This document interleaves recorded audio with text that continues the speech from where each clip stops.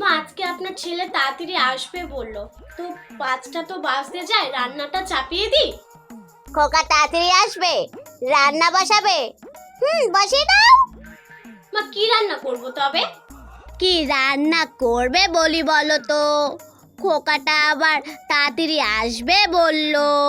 মা ঘরে তো কড়াইশুঁটি আছে, কড়াইশুঁটির কচুরি আর আলুর দম করি, ভালো হবে না মা? হ্যাঁ বৌমা, তাই করো। আজকে রাতে খাবারটা জবরদস্ত হবে। গরম গরম কড়াইশুঁটির কচুরি আর আলুর দম।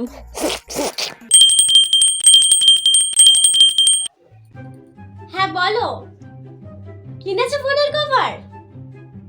না না, এখন ছবি পাঠাতে হবে না, নিয়ে আসো, একেবারে দেখবো। তাড়াতাড়ি চলে আসো। ঠিক আছে মা, আমি গিয়ে তাড়াতাড়ি রান্নাটা করে নিই। নতুন ফোনের কভার?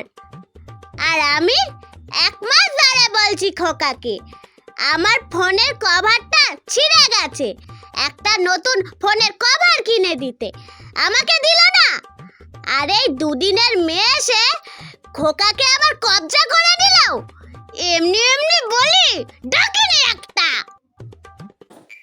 মা আপনার ছেলে চলে এসেছে, চলুন। কোথায় যাব?